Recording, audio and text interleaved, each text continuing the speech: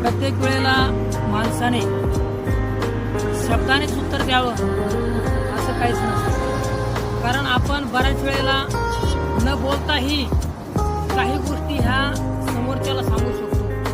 केवळ तोंडानेच उत्तर देणे म्हणजे हा एकच मार्ग नाही।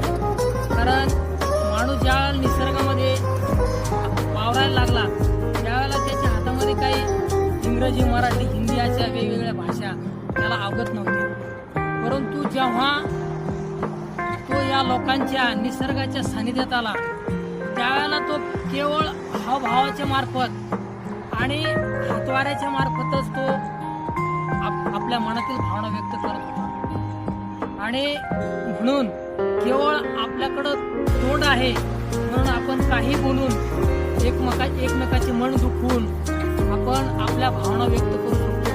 परंतु तसं नाही मित्रांनो, काही गोष्टी ह्या न बोलताही आपण दुसऱ्याला मेसेज देऊ शकतो।